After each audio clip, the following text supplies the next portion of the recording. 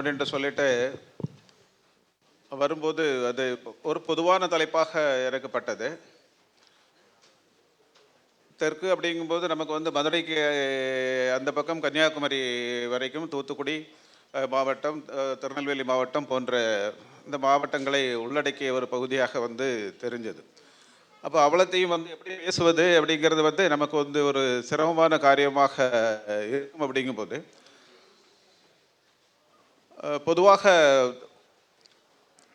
தெற்கு வந்து மிக அதிகமான ஒரு இலக்கிய பங்களிப்பை செய்திருக்கிறது அப்படின்னு சொல்லிட்டு நினைக்கிறேன். அந்த இலக்கிய பங்களிப்பை வந்து நம்ம வந்து ரெண்டு வகையாக வந்து பிரிச்சுக்கலாம். ஒன்று வந்து ஒரு அதிகாரத்தை இழந்தவர்களுடைய அல்லது இழந்து கொண்டிருக்கிறவர்களுடைய குரல். அந்த அதிகாரத்தை இழந்து கொண்டு இருக்கக்கூடியவர்களுடைய குரலோடு அதிகாரத்தை விட்டுவிடக்கூடாது என்று சொல்லக்கூடியவர்களுடைய குரலும் கூட அந்த இலக்கிய கதைகளில் வந்து நம்ம வந்து பார்க்க முடியும். இன்னொன்று, இடதுசாரி இயக்கங்களோடு சேர்ந்து தலித் படைப்புகள் அங்கு ஒரு மிகப்பெரிய ஒரு பதிவினை, எழுச்சியினை செய்திருக்கிறத வந்து பார்க்க முடியும். ராஜகோதமன், திருமதி பாமா அவர்கள், ஸ்ரீதர கணேசன் அவர்கள், அபிமானி, சோதர்மன், பூமணி, கன்னியாகுமரி மாவட்டத்தை பொறுத்த வரைக்கும் நட சிவகுமார், தம்பி எஸ்ஜே சிவசங்கர், இதை போன்ற ஆளுமைகள், அதிலும் குறிப்பாக தலித் இலக்கியத்திற்கும் கூட, தலித் கதை சொல்லல் முறைக்கு கூட இந்த தெற்கின் கதைகள் வந்து மிக அதிகமான பங்களிப்பினை செய்திருக்கிறது அப்படின்னு சொல்லிட்டு பார்க்க முடியும். அந்த மற்றவர்களுடைய எல்லா கதைகளிலும் அது ஒரு பேராசிரியர் தனத்தோடும் அல்லது ஒரு அறிவு தனத்தோடும், அதிலும் குறிப்பாக நடசிவகுமார் தொன்மத்தை கட்டமைப்பு செய்தல், பழைய தொன்மங்களை கொண்டு வருவது.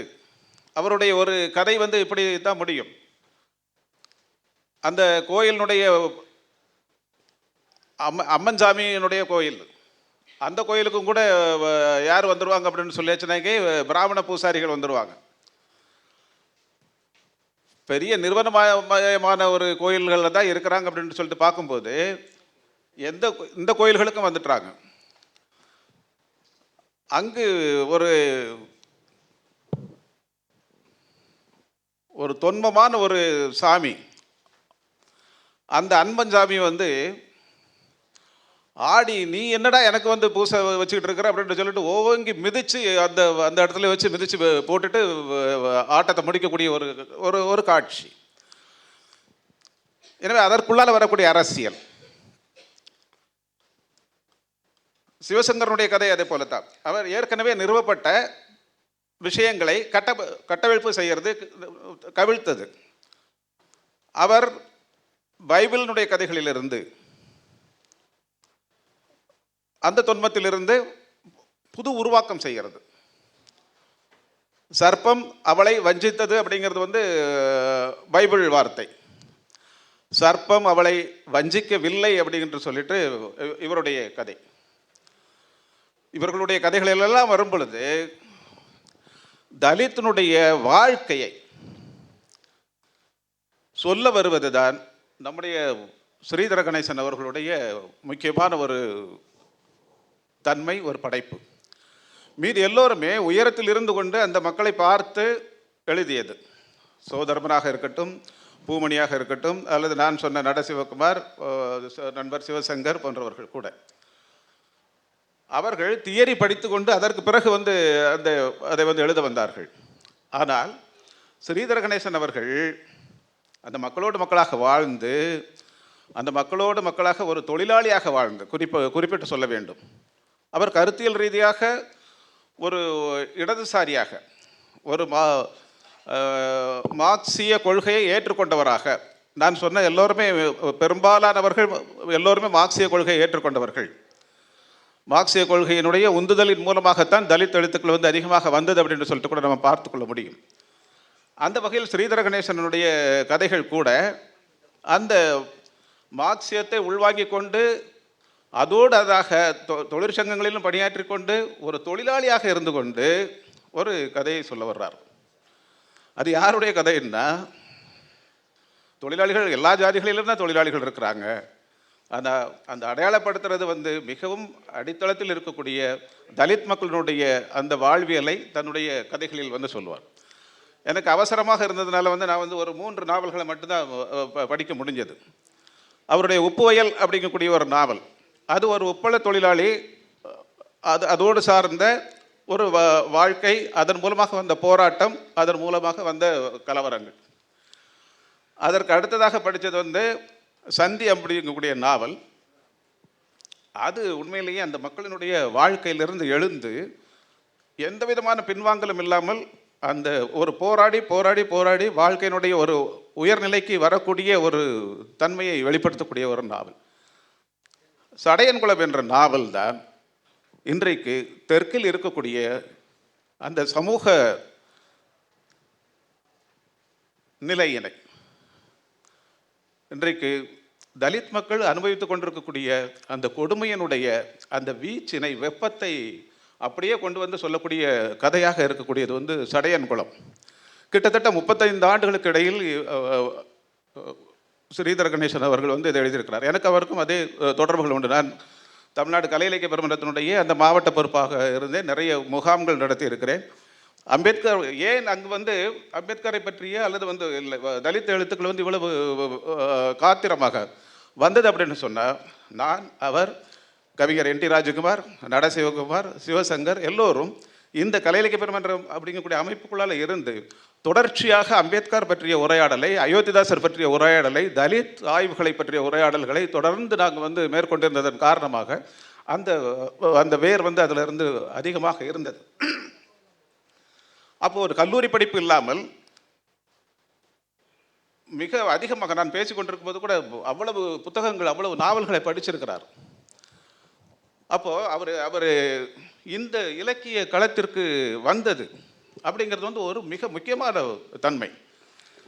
ஒரு பேராசிரியர் வந்தார், ஒரு ஸ்கூல் வாத்தியார் வந்தார், அல்லது ஒரு வங்கித்துறையில் அல்லது ஒரு எல்ஐசியில் வேலை பார்க்கக்கூடிய ஆஃபீஸர் அல்லது ஒரு எம்ப்ளாயி வந்தார் அப்படின்னு சொல்லிச்சுனாக்க அதுவே அவங்களுக்கு எல்லா வாய்ப்புகளும் இருக்குது, வசதிகளும் இருக்குது, படிக்கிறதுக்கான எல்லா இதுவும் இருக்குது.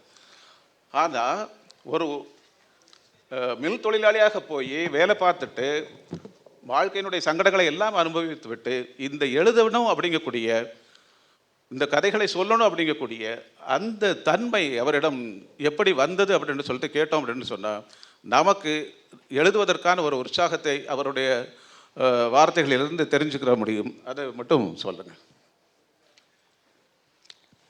வணக்கம், உங்கள் எல்லோருக்கும் வணக்கம்.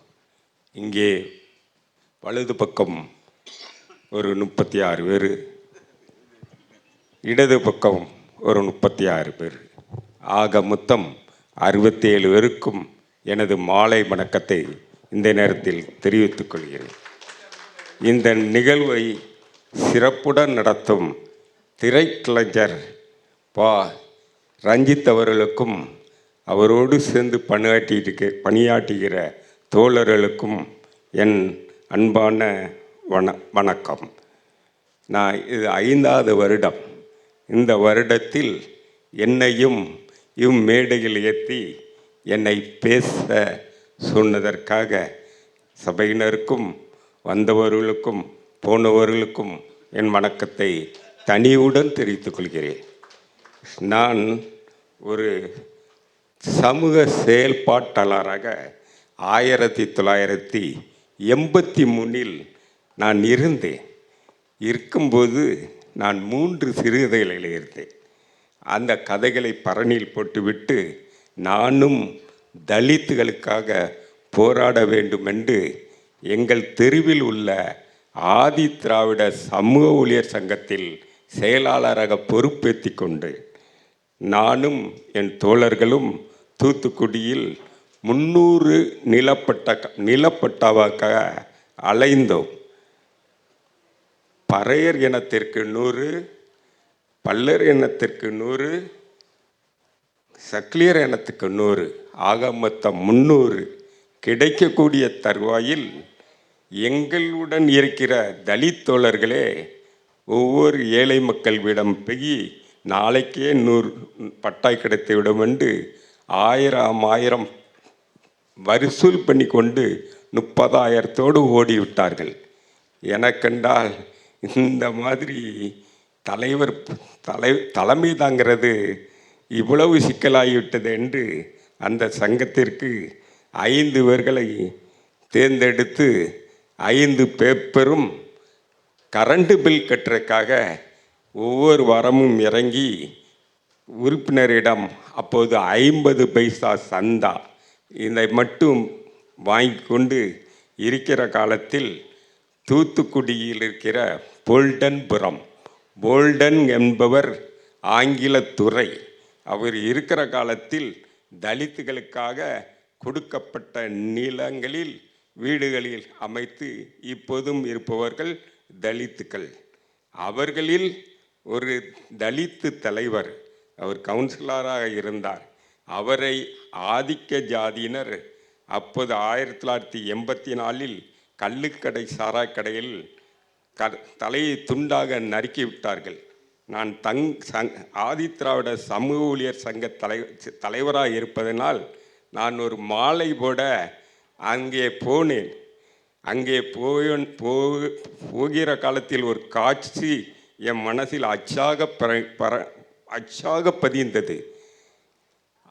ஆதித்திராவிட பறையர் என உப்பளத்துக்கு போகிற பெண் தொழிலாளர்கள் அரசாங்க ஆஸ்பத்திரி கோட்டை சுவரில் வரிசையாக நின்று கொண்டு காவல்துறை அதிகாரிகளை கெட்ட வார்த்தையால் ஈட்டினார்கள்.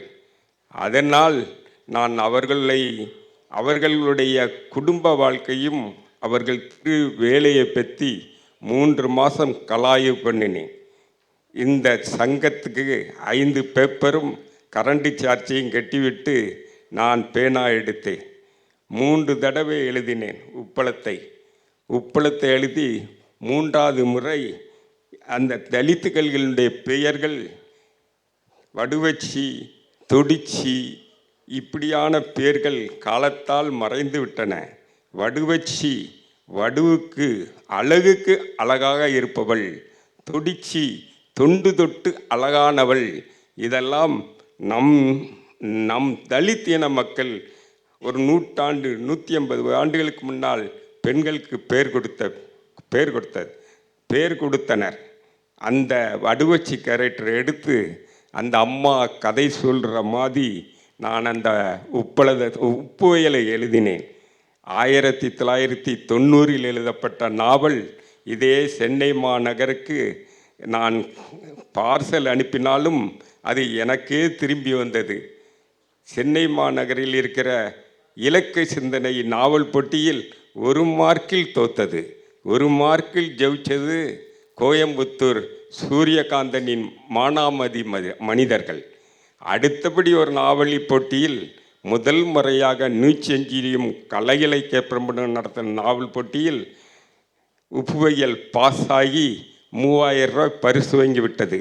அந்த நாவல் நியூச்செஞ்சுரி வெளிவிடும் என்று அது விதி. ஆனால் அந்த நியூச்செஞ்சுரி நிறுவனத்திற்கோ எங்கேயோ ஒரு தூத்துக்குடியிலிருந்து ஒருவன் நாவல் எழுதியிருக்கிறான், அது விற்குமா விற்காதா என்று 3 எழுத்தாளருக்கு சிராக்ஸ் எடுத்து அனுப்பினார்கள். 3 எழுத்தாளரும் அந்த நாவலை பிரிண்ட் பண்ணலாம் என்று சொன்ன பிறகு அதை 5 வருடம் கழித்து பிரிண்ட் பண்ணுகிறார்கள். நடந்த கதை என்னென்று தெரியுமா? அந்த 3 மாதம் கழித்து ஆங்கில ஹிந்தியில் அந்த உப்புயலுக்கு கோபாலி என்ற விமர்சகர் விமர்சனம் எழுதுகிறார். ஸ்ரீதர கணேசன் கொஞ்சம் கொஞ்சமாக இலக்கிய காட்டில் கலப்பார். அதுதான் நடந்தது. அந்த வருஷம் தமிழ்நாடு அரசு கொடுக்கிற நாவல் சிறந்த நாவலுக்கான விருதும் அது உப்பு வயலுக்கு வாங்கப்பட்டது.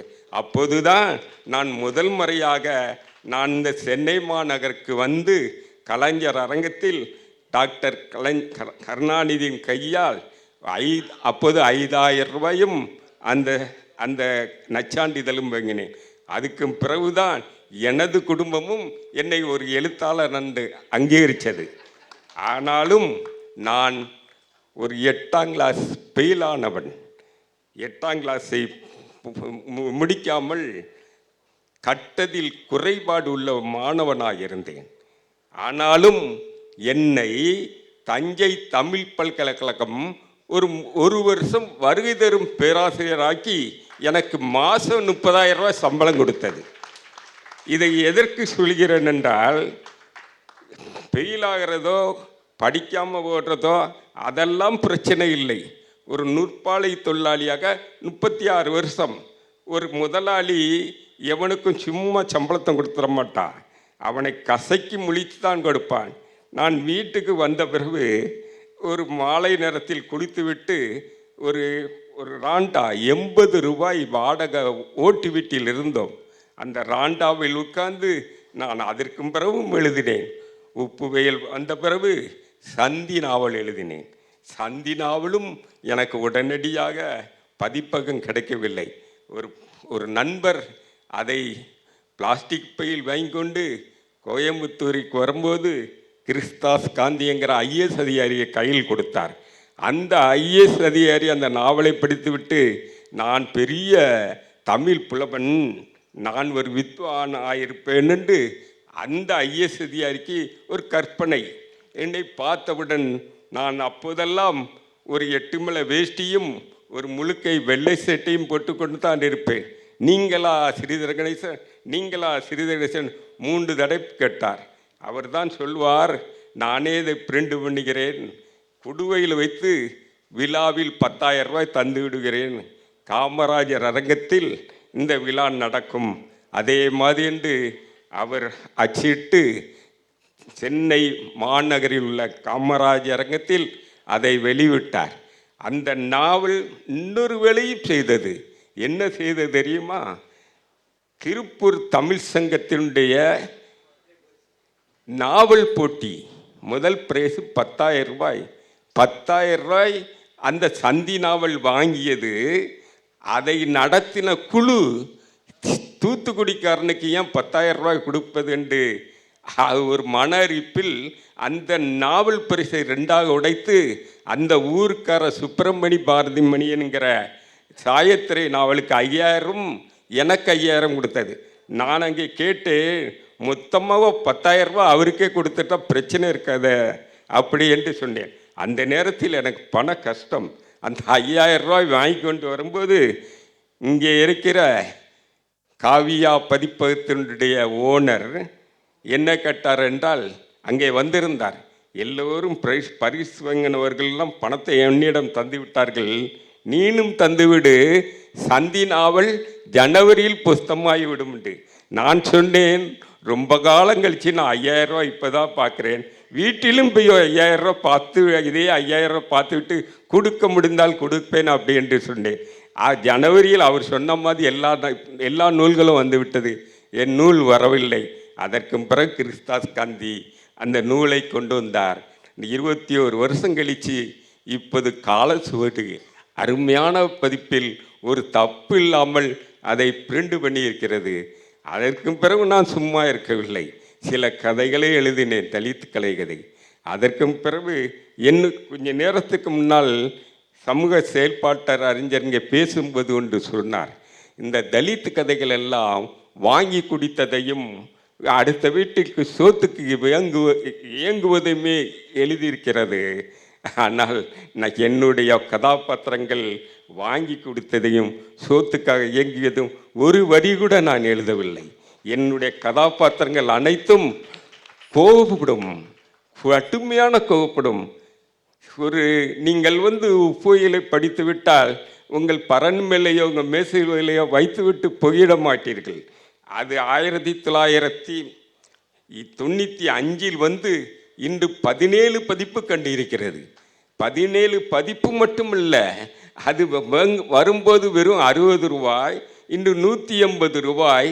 நான் நீச்செஞ்சுரியோட கேட்டு கேட்டு வாங்கின ராயல்டி தொகை 55,000 ரூபாய். அதற்கு பிறகு நான் சும்மா இருக்கவில்லை, நான் அதற்கு பிறகு வாங்கல் எழுதினேன். வாங்கல் என்ன என்றால், என்னுடைய இல்லால் பெரியதாளை என்கிற மீன கிராமத்து பெண்மணி, அங்கே தலித்துகளுக்கும் ஆதிக்க ஜாதி பரதவருக்குள்ள உறவு ஒரு பங்கு சாமியாரால் எப்படி உடைக்கப்படுகிறது. 300 பக்கம் எழுதப்பட்ட நாவல். அந்த நாவல் இங்கே இருக்கிற சினேதா பதிப்பகம் அதை கொண்டு வந்தார்கள். அடுத்த வருஷம் செம்மலருடைய சிறந்த நாவலாக தேர்ந்தெடுக்கப்பட்டு அது 5,000 ரூபாய் விருது பெற்றது. அதற்கு பிறகு நான் சும்மா இல்லை, நூற்பாலை தொழிலாளி தான்.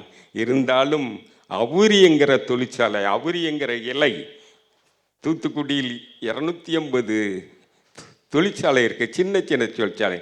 அந்த பெண்கள் எப்படி சுரண்டப்படுகிறாருங்கிறது 400 பக்கம் அவுரி. அதை எழுதி இந்த காவியா சண்முகசுந்தரம் அவர்கள், நான் முன்னாலே உங்களிடம் துட்டு கேட்டேன், இப்போது கேட்க மாட்டேன், உங்களிடம் என்ன நாவல் இருக்கிறேன் என்றால் நான் அவுரி இருக்கிறேன் என்று சொன்னவுடன் அவரையே அவர் வெளியே கொண்டு வந்தார். இப்போ எந்த விஷயமும் என் நாவலில் நீங்கள் அதனுடைய மொழி நடையை பார்த்தால் உப்பு வயலைப் போல சந்தி இருக்காது, சந்தியைப் போல வாங்கல் இருக்காது, வாங்கலைப் போல அவுரி இருக்காது, அவுரியைப் போல சடையங்குளம் இருக்காது. சடையங்குளத்தை ஒன்று சொல்லிக்கொள்ள வேண்டும். சடையங்குளம் வந்த விடவு இதே சென்னையில் இந்த நீலம் பண்பாட்டு மையம் சடையங்குளத்துக்கு ஒரு ஆய்வு நடத்தினார்கள். என்னை தூத்துக்குடியிலிருந்து அழைத்திருந்தார்கள். நான் அப்போது என்ன சொன்னேன் தெரியுமா? நான் முதல் முறையாக வந்தபோது தொழிற்சங்கம் ஒரு ஒரு ஒரு மதிப்புக்குரிய ஒரு கட்சி 30 விழா கொண்டாடினது. தொழிற்சங்கம் சென்னைக்கு இலவசமாக வரலாம் என்ற பிறகு அந்த பஸ்ஸில் ஏறினேன். அந்த பஸ்ஸு ஊர்வலமாக சென்னை நகரம்லாம் சுற்றியது. அது எனக்கு சந்தோஷமான காட்சியை கூட அந்த இடத்தில் பல்மாறி கொண்டிருந்தேன். அடுத்த கேள்வி அவர் கேட்கட்டும், நான் பதில் சொல்கிறேன். அவர் ஆமாம், எழுத வந்த வரலாற்று ஒரு பதிவு முக்கியமாக என்னென்னா, ஒரு தொழிலாளியாக இருந்து அந்த கஷ்டங்களையும் அனுபவித்து, குடும்பத்தினுடைய கஷ்டத்தையும் அனுபவித்து, அதை போன்று இங்கே பதிப்பாசிரியர்களிடம் வந்து அவர்கள் படக்கூடிய பாடுகள். எனவே இதையெல்லாம் நாம் தெரிந்து கொள்வது ரொம்ப அவசியமானதாக இருக்கிறது. நான் ஜெயகாந்தன் வாசிச்சிருக்கிறேன். ஜெயகாந்தன் முன்னுரை எழுதியிருப்பாரா இருக்கும், புத்தகங்களுக்கு முன்னுரை எழுதியிருப்பாரா இருக்கும். நான் படித்தது கிடையாது. ஆனால் அவருடைய சந்தி நாவலுக்கு ஜெயகாந்தனோட முன்னுரை, மணியனாச்சி சிவசுப்பிரமணியம் அவருடைய இன்னொரு முன்னுரை, அப்படியாக 2 பதிவுகள் அதில் இருக்குது. அப்போது அதில் ஜெயகாந்தன் சொல்கிறாரு, அதனுடைய மொழி, அவருடைய மொழி, அந்த பதிவு செய்திருக்கக்கூடிய அந்த தன்மை, அது நான் இவ்வளோ பெரிய நாவலை எப்படி படிக்க போகிறேன் அப்படின்னு சொல்லிட்டு தான் வாங்கினேன். ஆனால் அதை கீழே வைக்க முடியாத அளவுக்கு அதை படித்து முடிச்சிட்டேன். ஒன்று அந்த மொழி. அவர் சொன்னது மாதிரி அந்த மொழி மக்களிடமிருந்து எடுத்துக்கொண்ட மொழி அப்படிங்கிறதுனால இன்றைக்கும் ஃப்ரெஷ்ஷாக இருக்கும். நிறைய நம்ம பக்கத்தில் இருக்கக்கூடிய நாவல்கள், படைப்புகள் எல்லாம் படிக்கிறோம், இடதுசாரி படைப்பாளிகள் உட்பட. ஒரு தடவை பார்த்துட்டு நமக்கு அதை பிறகு திருப்பி படிக்கிறதுக்கு பார்க்கணும்னாக்கி அவ்வளவு அந்த மொழி நீர்த்த தன்மையாக இருக்கும். படிக்க முடியாது, நம்மளால் படிக்க முடியாது. ஏதாவது பேசுகிறதுக்காக கூட நம்மளால் திருப்பி போக முடியாது. ஆனால் அந்த 35 வருஷமாக கூட அவருடைய அந்த மொழி அவ்வளவு ஆர்வமூட்டக்கூடியதாகவும், இன்றைக்கும் மக்களோடு செயல்படக்கூடிய ஒரு தன்மை கொண்டதாகவும் மொழி இருக்கிறது. எனவே ஒரு படைப்பாளிக்கு மிக அடிப்படையாக கதை சொல்லுகின்ற பொழுது, கவிதை படைப்பு இலக்கியத்தை கொண்டு வருகின்ற பொழுது அந்த மொழி அப்படிங்கிறது முக்கியமானது.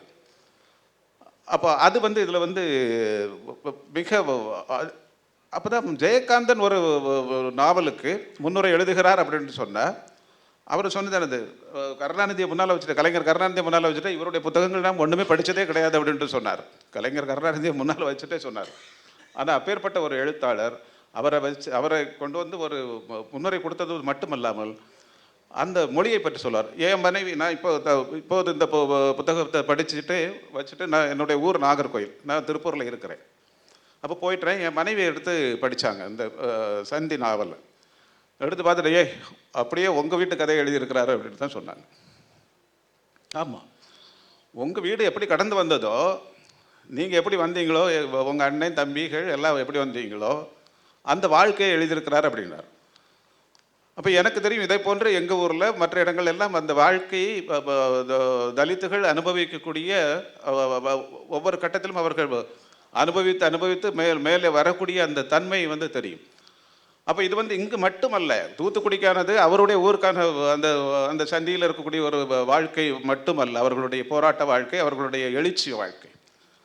இந்தியா முழுவதிலும் இருக்கக்கூடிய தலித்துகளுடைய வாழ்க்கையை அந்த சந்தி நாவல் பதிவு செய்திருக்கும். அப்போ யார் படித்தாலும் இது என்னுடைய நாவல் அப்படிங்கக்கூடிய ஒரு தன்மை இருக்கக்கூடியதை பார்க்க முடியும். அந்த மொழி அவ்வளவு ஒரு பயிற்சி மிக்க மொழியாக இருக்கும். அப்போ அதை பற்றிட்டு கூட அவர்கிட்ட கேட்கணும்னு நினச்சேன். எப்படி இந்த மொழி இன்றைக்கும் கூட புத்தம் புதிதாக எப்போ எடுத்தாலும் அந்த புத்தகத்தை நமக்கு நெஞ்சுக்கு நெருக்கமாக வைத்துக்கொள்ளக்கூடிய ஒரு தன்மை இருக்கிறது அப்படின்னு சொல்லிட்டு கேட்கணும்னு நினச்சேன். அந்த மொழியினுடைய ஆளுமை பற்றிட்டு சொல்லுங்கள். மொழி அப்படிங்கும்போது நான் உன்னை பிரம்மாண்டமாக சொல்லிக்கொள்வேன்.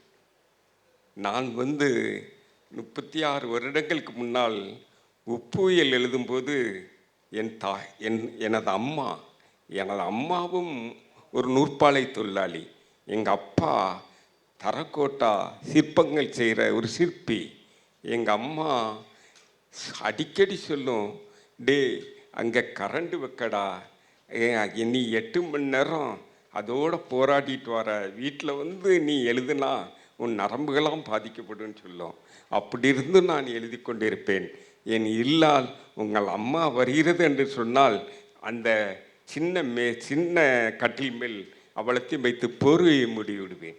அதே அம்மா அந்த உப்புயல் வந்தவுடன் கணேசன் ஏதோ எழுதியிருக்கலாமே, குடு அப்படி என்று கேட்டது. அந்த அம்மா இப்போ இருந்தார்கள் என்றால் 100 வயசு தாண்டி இருக்கும். ஆக மொத்தம் ஒரு 84 வருஷத்துக்கு முன்னால் 4ஆம் வகுப்பு படித்தவர்கள். அவர்கள் வாரந்தோறும் குமுதமும் ராணியும் படிப்பார்கள். மகாபாரதத்தையும் ராமாயணத்தையும் அற்புதமாக படித்தவர்கள். அலிங்கனம் செய்தால் லட்சுமணனுங்கிறது எனக்கு அலிங்கனம் என்கிற தமிழ் வார்த்தை எங்கள் அம்மா சொல்லித்தான் எனக்கு தெரியும். அந்த அம்மா உப்புகளை வாங்கி 4 பக்கம் 40 பக்கமாகி 40 பக்கம் 140 பக்கமாகி 200 பக்கம் படித்து விட்டு அந்த அம்மா ஒன்று சொன்னார்கள் தெரியுமா, ஸ்ரீதர கணேசன் இந்த நாவலை எப்படியம்மா எழுதினாண்டு, அது ஒரு சாகித்ய அகாடமி ஒரு எழுத்தாளன் கிடைத்த முயற்சி போல் நான் துள்ளினேன். காரணம் அந்த எழுத்து. நீங்கள் ஒரு டாக்டர், அந்த டாக்டர் கணவர் மனோமணிய சுந்தரனார் கல்லூரியில் தமிழ்துறை தலைவர். மனோமணிய சுந்தரனார் கல்லூரியில் அது மாணவருக்கு நூலாக இருக்கிறது. அவர் நாளைக்கு உப்புவேலை சொல்வதற்காக மேசையில் கொண்டு அந்த உப்புவேல் நூலை வைத்திருக்கிறார். அந்த டாக்டர் ஒரு பிரசவ கேஸை இரவு 12 மணிக்கு முடித்துவிட்டு அலுப்போடு வரும்போது அந்த உப்புவேலை எடுத்து படிக்கிறார்கள். காலையில் அதிகாலையில் படித்துவிட்டு மறுநாள் அந்த எழுத்தாளரை எனக்கு அறிமுகப்படுத்திங்களே என்றார். டாக்டர் வீடு பிரம்மாண்டமான வீடு அல்லவா, அங்கே பணியாளர்கள் நிறையா இருப்பார்களே. ஒரு பணியாளர் வீட்டுக்கு வருகிறார், உங்களை டாக்டர் பார்க்கணுமா. நான் டாக்டரை பார்க்குறதுக்காக நான் எழுதியிருக்கேன், உங்கள் டாக்டர் யார் இப்படி என்னை பார்க்கணும், ஒன்று செய்ய சொல்லு, உங்கள் டாக்டரை உப்புவேலுக்கு ஒரு விமர்சனம் கூட்டம் நடத்திட்டு அந்த அம்மா மெனக்கெட்டு பணம் செலவழித்து உப்புவேலுக்கு ஒரு விமர்சனம் கூட்டம் நடத்தி அந்த அம்மா உப்புவேலையும் பேசினார்கள். எழுத்து நடை. அடுத்த நடை வரும்போது நான் சந்தி நாவல் உப்பு வெயில் வந்த பிறகு என்னிடம் ஒரு கேள்வி கேட்கப்பட்டது. நீ என்ன படித்திருக்கிறாய்? நிறைய பேராசிரியர்கள் கேட்டார்கள். கடிதங்களும் நிறைய வந்தன. ஐயா, நான் 8ஆம் கிளாஸில் சரியா தமிழ் தெரியாமல், ஆங்கிலம் தெரியாமல், கணக்கு தெரியாமல் திரும்பவும் அதே 8ஆம் கிளாஸில் ஏற்கனவே 3 வருஷம் 3 தடவை ஃபெயிலாக்கி விட்டார்கள். இதுலேயும் ஃபெயிலாகி உட்காரமாண்டு ஓடி வந்து விட்டேன் அப்படின்னு நம்ப மறுத்தார்கள். அவர்களுக்கு பதில் சொல்வதற்காக ஒரு தன் வரலாற்று நாவல் 5 வயதிலிருந்து ஒரு பையனுடைய 25 வயசு மட்டும் அவன் எப்படி இருப்பான், 2 பாகங்கள். ஒரு தாய் அந்த விருட்சம் மாதிரி அந்த குடும்பத்தை தாங்கி பிடிப்பாள். அந்த நாவலுக்குத்தான் முற்போக்கு எழுத்தாளர் சங்கத்தின் செம்மலர் சிறந்த நாவலாக எடுத்து 5000 ரூபாய் 25 வருஷத்துக்கு முன்னால் விருது கொடுத்தது. அந்த நாவல் பழையபடி வந்திருக்கணும். 2ஆம் பதிப்பு 3ஆம் பதிப்பு ஒரு தப்பு பண்ணிவிட்டேன்.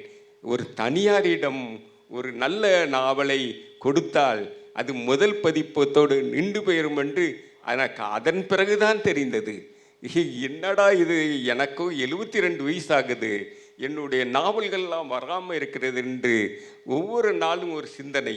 ஒரு நாள் நான் என்ன செய்தேன் என்றால், இப்போது ஒரு 2-3 வருஷத்துக்கு முன்னால் ஒரு 3 வராத நாவல்களும் ஒரு வராத மறுபதிப்பு வராத ஒரு மீசைங்கிற சிறுகதை தைப்பும் ஒரு பெரிய பண்டில் கட்டி காலச்சுவடுக்கு பதிப்பத்துக்கு அனுப்பிவிட்டேன். 1.5 வருஷமாக ஒரு கடிதமும் படவில்லை, ஒரு ஃபோன் காலும் கிடையாது. ஆனால் 1.5 வருஷம் கழித்து 3 நாவல் 7 வருஷ அக்ரிமெண்ட்டு. முதல் நாவல் சடையங்குளத்தை கொண்டு வந்து விடலாம் என்று கேட்டார்கள். ஏற்கனவே சடையங்குளத்தை ஒரு பதிப்பம் கொண்டு வந்து விட்டது. முதல் நாவலாக எனக்கு சந்தி போடுங்கள் என்றார்கள். சந்தி வெளியே வந்தது, சடைகுளம் வந்தது. இம்மாதத்தில் வாங்கல் வெளிவரும். நடை, அதாவது ஒரு நாவல் எழுதுவதற்காக குறைந்தது 25 நாவல் படிக்க வேண்டும். நான் படித்ததோ ஒரு 300 நாவல் இருக்கும். தமிழ், மலையாளம், கன்னடம், தெலுங்கு, வங்கம், ரஷ்ய நாவல்கள். இவ்வளவு நாவல்களையும் யாருக்கிட்டையாவது இரவில் வாங்கி படிக்கவில்லை. எந்த லைப்ரரியிலாவது படித்துவிட்டு 15 நாள் கொடுக்கவில்லை. ஒவ்வொரு மாதமும் என்னுடைய இழுப்பறையில் எனக்கு 10 ரூபாய் கிடைத்தால் அதை அப்படியே போட்டு விடுவேன். எனக்கு 25 ரூபாய் கிடைத்தால் அப்படியே போட்டு விடுவேன். என்னை 1000 ரூபாய் கொடுத்து கடைக்கு போனால் அதில் 50 ரூபாய் கொண்டு போட்டு விடுவேன். நான் 40 வருஷத்துக்கு முன்னால் 20 ரூபாய்க்கு வாங்கின நீலகண்ட பறவை. நான் நீலகண்ட பறவை எங்கே வாங்கினேன் என்றால் 40 வருஷத்துக்கு முன்னால் வருஷத்துக்கு ஒரு தடவை அந்த முண்டியலை புறா சேர்ப்பேன். எனக்கு போனஸ் கிடைக்கும், அதிலேயும் போய் எடுப்பேன். மொத்தமாக மதுரைக்கு போய் ஒவ்வொரு கடையாக ஏறி நான் நூல் வாங்குவேன். நான் நூல் வாங்குகிற மெத்தடு எப்படி என்றால், நூலை எடுத்து முதல் பக்கம் படிப்பேன், நடுப்பக்கம் படிப்பேன், கடைசி பக்கம் படிப்பேன். இந்த 3 பக்கமும் என்னை ஆள் கொண்டால் அந்த நூலை வாங்கி விடுவேன். அப்படி வாங்கிப்பட்ட நூல்கள் என் வீட்டில் 1.5 லட்சம் ரூபாய்க்கு இருக்கிறது.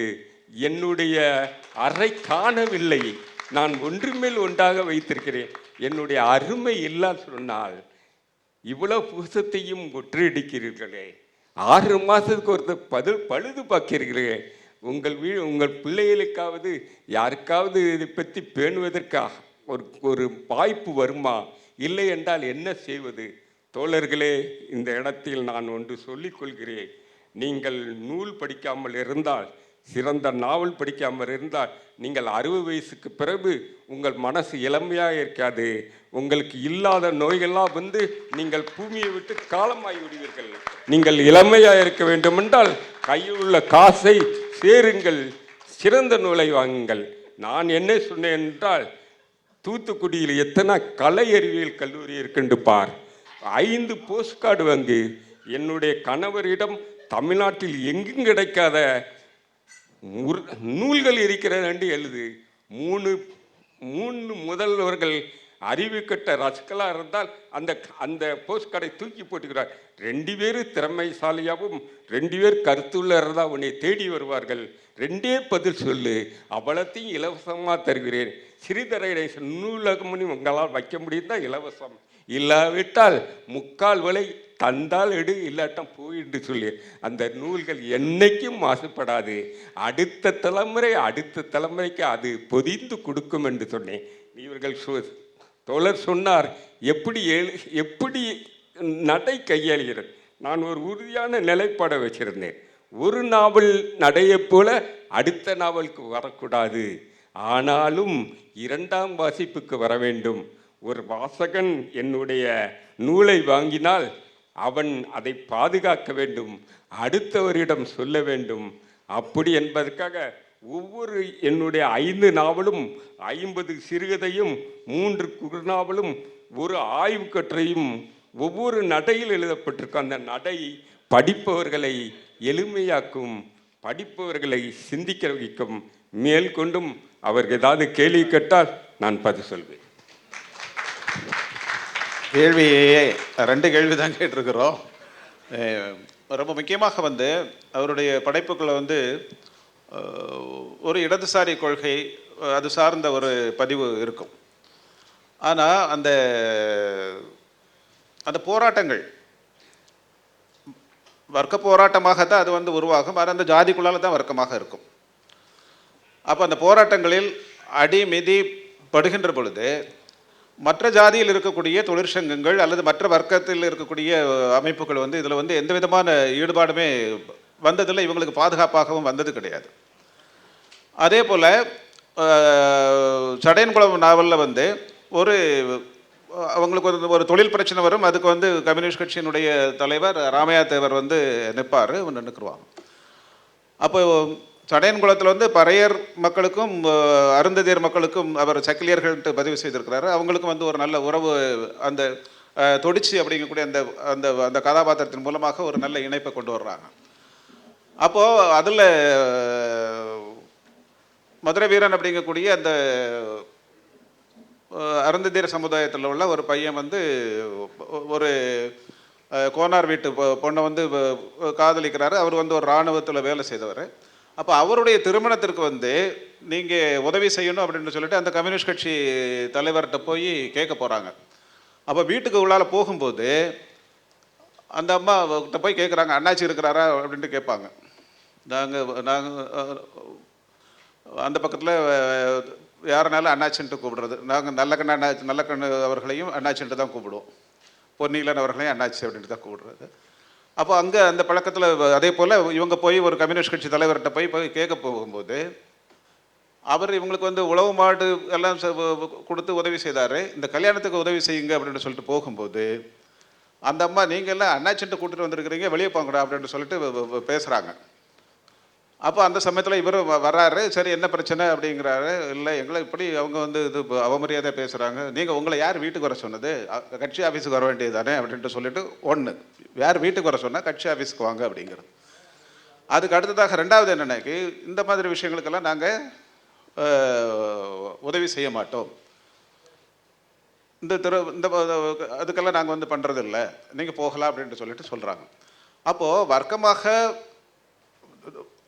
இடதுசாரி அமைப்புகளுக்குள்ளால செயல்படுறதுக்கு தயாராக இருந்த போதிலும் கூட அப்போ அவங்கள வந்து இதில் வந்து ஏற்றுக்கொள்ளாத ஒரு தன்மை, அதோடு அந்த இடதுசாரி கருத்தியலை எங்கே போய் சொல்லணுமோ அதுக்குள்ளால இன்னும் கொண்டு போகலை. எங்கே வந்து தான் ஜாதி இல்லை அல்லது வந்து இந்த மாதிரியான வர்க்கமாக ஒன்று தரணும்ட்டு எங்கே வந்து சொல்கிறாங்கனாக்கி ஏற்கனவே அதுக்கு தயாராக இருக்கக்கூடிய தலித்துகள்கிட்ட மட்டும் தான் வந்து சொல்கிறாங்களே தவிர ஜாதி எதிர்ப்பு அல்லது ஜாதி ஒழிப்பு பற்றிட்டு யார் இந்த அதிகாரத்திற்குள்ளால இருக்கிறாங்களோ அவங்ககிட்ட போய் இன்னும் உரையாடலுக்காக போகவே இல்லை.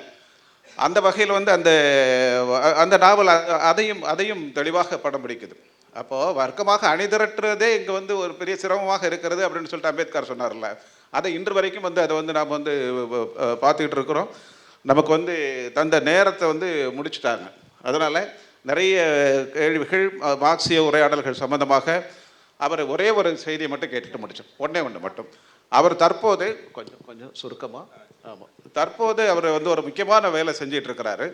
அதாவது கடற்கரையோரத்தில் இருக்கக்கூடிய அந்த தூத்துக்குடி அதை போல் கடற்கரை ஓரத்தில் இருக்கக்கூடிய ஆதி திராவிட மக்களினுடைய வரலாற்றை பற்றிட்டு இப்போ வந்து புதிதாக ஒரு ஆய்வு நூலாக எழுதிக்கிட்டு இருந்திருக்கிறாரு.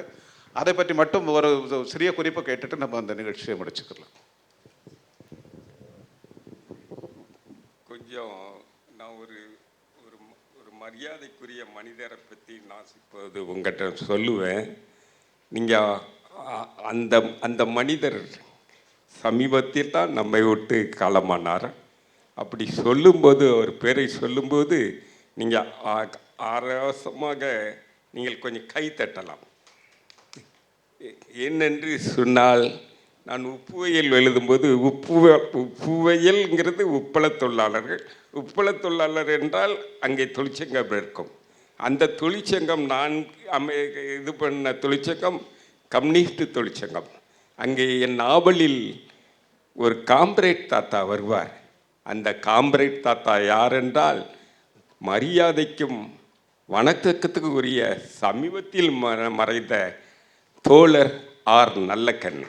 எல்லாரும் நல்லக்கண். அதன் பிறகு கூட என்னுடைய நாவல்களில் இந்த எங்கேயாவது இந்த சிவப்பு பட்டொலி தன்னம் இருக்கத்தான் செய்யும். அதனால் என்னை மரியாதைக்குரிய இமயம் ஒரு கட்டுரையில் எழுதும்போது, ஸ்ரீதர கணேசனின் நாவல்களில் ஒரு செங்கொடி ஊர்வலம் பறக்கும் என்றார். என்னை தலித்து முரசு என்னை நேர்காணல் பெண்ணிய தோழர் யாழநாதி, உங்கள் நாவலில் கம்யூனிஸ்டம் அப்படியே கிளைவிட்டு இருக்கிறது, காரணம் என்ன என்று கேட்டார். நான் சொன்னேன், ஒருவன் 18 வயசில் அந்த கம்யூனிஸ்ட் சித்தாந்தத்தை ஏற்றுக்கொண்டால் அவனுக்கு 80 வயசானாலும் அது அவனை விட்டு மறையாது. அவன் என்றும் பணக்காரனாக மாட்டான். அவன் ஒரு 80 வயசுக்கு மேலே ஆனால் நீங்கள் அவனை பார்த்தால் ஒரு ஒரு ஒரு சிவப்பு தொண்டோடு பார்க்கலாம் என்றார். நான் வந்து எழுதும்போது சடையங்குளத்தை எழுதினேன். சடையங்குளம் 450 பக்கம், 2 பாகம். 2 பாகத்திலையும் உன்னை மனசில் உறுதிப்படுத்தி கொண்டேன். எப்படி உறுதிப்படுத்தின்றால், எக்காரணத்தை கொண்டும் இந்த என்னுடைய உள்மனத்தில் இருக்கிற கம்யூனிச கொள்கை வரக்கூடாது. ஆனால் வராமல் இருக்குமா? அங்கேயும் வந்தது. அதுதான் சோழர் சொன்னார். அந்த துடிச்சி கணவர் நல்லையா இவர்கள் இரண்டோரும் பறையர் சமூகத்தை சேர்ந்தவர்கள். மிகவும் கஷ்டப்பட்டு கரிசக்காட்டில் நிலவங்கி இருப்பார்கள். உழுவதற்கு எந்த ஆதிக்க ஜாதியும் ஏர்மாடு கொடுக்க மாட்டாம்பார். ஆனால் துடிச்சிக்கும் ராமையா தேவர்ங்கிற கம்யூனிஸ்ட்காரருக்கும் ஒரு எப்போதோ ஒரு பொதுக்கூட்டத்திலே ஊர்வலத்திலே சம்பந்தம் இருந்திருக்கிறது. ராமையா தேவர் கம்யூனிஸ்ட் கொடியை பறக்க விட்டு உழுது கொடுப்பார். அந்த ஆதிக்க ஜாதிகள் உள்ளே இறங்காது. அங்கேயும் கம்யூனிஸ்ட கொடி பறந்தது. அதைத்தான் அவர் கேட்டார். கடைசியாக ஒன்றை சொல்லி முடித்துக் கொள்கிறேன். சடையன்குளம் நான் எழுதினவுடன் எந்த நாவலையும் எந்த பதிப்பக வாசலையும் கொண்டு கொடுப்பதே இல்லை. கொடுப்பதே இல்லை. அது ஒரு பக்கம் இருக்கட்டும். தோழரா ஆதித்திராவிடர், தூத்துக்குடி மாவட்ட ஆதித்திராவிடர். தூத்துக்குடி மாவட்ட ஆதித்திராவிடர்னா, நான் தஞ்சை பல்கலைக்கழகத்தில் 1 வருஷம் வருகை தரும் பேராசிரியர் பணி செய்யும் போது தஞ்சை பல்கழகம் என்னை கேட்டுக்கொண்டது, நீங்கள் தஞ்சை பல்கழகத்துக்காக ஒரு 150 பக்கத்துக்கு ஒரு ஆய்வு எழுதி கொடுக்க வேண்டும் என்று. நான் நினைத்தேன், ஆகா ஏகப்பட்ட நாவல் படித்திருக்கிறோமே, இந்த நாவலையெல்லாம் திருப்பி பார்த்து விட்டு எல்லாத்துக்கும் ஒரு மதிப்புரை எழுதி கொடுத்துடலாமே என்று நினைத்தேன். தஞ்சை பல்கலைக்கழகத்தில் இருக்கிற மரியாதைக்குரிய ஈரா காமராசு இதை நேற்றும் எழுதினார்கள், இன்றும் எழுதுவார்கள், நாளையும் எழுதுவார்கள், நீங்கள் தலைப்பை மாற்றி சொல்லுங்கள் என்றார். ஆனால் மரியாதைக்குரிய ஆ சிவசுப்பிரமணியம் ஒரு தலைப்பை எனக்கு தந்தார். தூத்துக்குடி மாவட்டத்தில் உள்ள கடலோர ஆதி திராவிடர்கள். என்னடா நான் இதுவரை ஆய்வு கட்டுரையே எழுதலையே, ஒரு பெரிய ஆய்வு கட்டுரைக்கு இப்படி தலைப்பு கொடுத்து விட்டார்களே என்று நினைத்தேன். ஆனால் நான் தூத்துக்குடியிலிருந்து திருச்செந்தூர் தேசிய நெடுஞ்சாலையில் சாலையில் பயணித்தவன், கடலோரத்தில் போகவே இல்லை. கடலோரத்தில் போன பிறகுதான் எனக்கு ஒரு உண்மை தெரிந்தது. இந்த ஆதி திராவிட பறையர்கள் இன்னும் ரொம்ப வறுமையில் இருக்கிறார்கள். கிறிஸ்தவ ஆதி திராவிட பறையர்கள் காங்கிரீட் கட்டடத்தில் அவர்கள் வீட்டில் 2 பைக் நிற்கிறது. அவர்கள் அரசியல் அதிகாரியாக இருக்கிறார்கள். ஏனென்று அவர்களிடம் பேட்டி கேட்கும்போது அவர்கள் சொல்வார்கள், நாங்களும் போன நூற்றாண்டில் பரதவர்கள் பணக்கார வீட்டில் வேலை பார்த்தோம். பரதவர்கள் தங்கள் பிள்ளையை பள்ளிக்கூடத்தில் ஒழுங்காக படிக்க வைத்தார்கள். அதை பார்த்து நாங்களும் படிக்க வைத்தோம். திருச்செந்தூர் ரயில் நிலையத்தை பயன்படுத்தி கொண்டோம். ரயில் நிலையத்தை எப்படி பயன்படுத்தி கொண்டார்கள் என்றால், திருச்செந்தூரில் இறங்கினா திருநெல்வேலியில் பாளையங்கோட்டையில் இறங்கி அங்குள்ள கல்லூரியை போன நூற்றாண்டே தொட்டவர்கள் இன்று செழிப்போடு இருக்கிறார்கள். இந்து தேவதையை கொண்டாடி அதுக்கு வரி பிரித்து அப்படி அமுங்கி போனவர்கள் அவர்கள் பிள்ளையை படிக்க வைக்க திணறுகிற ஒரு ஏழை பிரயராக இருக்கிறார். என்னுடைய தூத்துக்குடி மாவட்ட கடலோர ஆதி திராவிடரில் இதெல்லாம் நான் நிறைய சொல்லியிருப்பேன். இன்னொரு விஷயத்தையும் சொல்லுகிறேன். தூத்துக்குடி மாவட்டத்தில் சமீப காலத்தில் 4 ஜாதி கலவரம். ஒன்று நாடார் பறையர், இன்னொன்று கிறிஸ்தவ நாடார் ரெட்டி நாய்க்கர், இன்னொன்று சக்கிலியர்கள் நாய்க்கர், இன்னொன்று இது கொடியங்குளம் கடைசியான பல்லர்கள் ப்ளஸ் தேவர்கள். எல்லாத்தையும் ரவுண்ட் பண்ணி அந்த தூத்துக்குடியுடைய மண் தரன் என்ன, அந்த பூமியுடைய நீர் என்ன, தாமிர நீர் பாயிறனால அந்த ஊர் தெற்கு எப்படி செழிப்பாச்சுன்னு சொல்லி அந்த ஊரில் பற்றிய 150 பக்கத்துக்கு ஆய்வு கட்டுரை எழுதியிருக்கிறேன். அது காலச்சுவடு ஏற்றுக்கொண்டது. இன்னும் கொஞ்ச நாளில் வெளிவரும். நண்பர்களே, இன்னும் அந்த பெண்கள் பற்றிய பதிவு, அதே போல் கிறிஸ்தவ மதம் அங்கு பணியாற்றிய செய்திகள், இதை போன்று நிறைய கேட்கிறது இருக்குது. ஆனாலும் அவருடைய புத்தகங்களை நீங்கள் படியுங்கள். இன்னும் ஆழமான விவரங்களை தெரிந்து கொள்ள முடியும் என்ற செய்தியோடு நீங்கள் பேச ஆரம்பித்தோடனே நிறைய கூட்டம் வந்துருச்சு. எனவே எல்லோருக்கும் எங்களுடைய அன்பையும் நன்றியையும் தெரிவித்துக்கொண்டு விடைபெறுகிறோம். வணக்கம். என்னுடைய புஸ்தகத்தை கையில் பணத்தை கொடுத்து வாங்குங்கள். எங்கேயும் இரவு வாங்காதீர்கள். எங்கேயும் நூலகத்தில் வாங்கினால் உங்களுக்கு 15 நாள் தான் இருக்கும். அப்படியே என் புஸ்தகத்தை, என் நூலை வாங்கி கொண்டு இவன் சரியாக எழுதவில்லை, இவன் ஏதோ கதை விடுகிறான்னு நீங்கள் நினைத்தால் என்னுடைய ஃபோன் நம்பருக்கு என்னை தொடர்பு கொள்ளுங்கள். உங்களுக்கு அந்த புஸ்தகத்தினுடைய பணத்தை நான் அனுப்பி வைக்கிறேன். செக். ரொம்ப ரொம்ப நன்றிங்க ஐயா. எனக்கு பர்சனலாக இன்றைக்கி நடந்த செஷனில் ரொம்ப ஆனஸ்ட்டாக, ரொம்ப இன்னசென்ஸாக, ரொம்ப இன்ஸ்பைரிங்காக இருந்த செஷன் இந்த செஷன் தான் எனக்கு சொல்லுவேன். ஆக்சுவலாக கிட்டத்தட்ட நாங்கள் இந்த செஷனை டிசைன் பண்ணது எப்படி டிசைன் பண்ணோன்னா, ஐயாவுடைய படைப்புகளுக்காகவே தனி ஒரு செஷன் வைக்கணும் தான் இந்த ஐடியாவே. அது அவர் அறிமுகப்படுத்தணும் அப்படின்றது கிடையாது. We have to prioritize is writing. ஏன்னா 5 நாவல்கள், 50 சிறுகதைகள் எழுதியிருக்காரு. இன்னும் தமிழ் இலக்கிய சூழலில் ஏதோ ஒரு வகையில் பாராமுகமாக இருக்கிறாரு.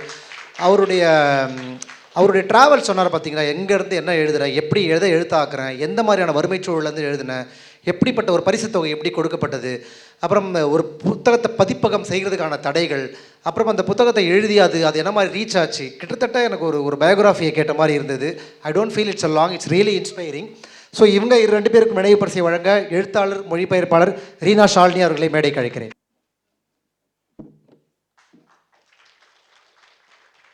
நன்றி.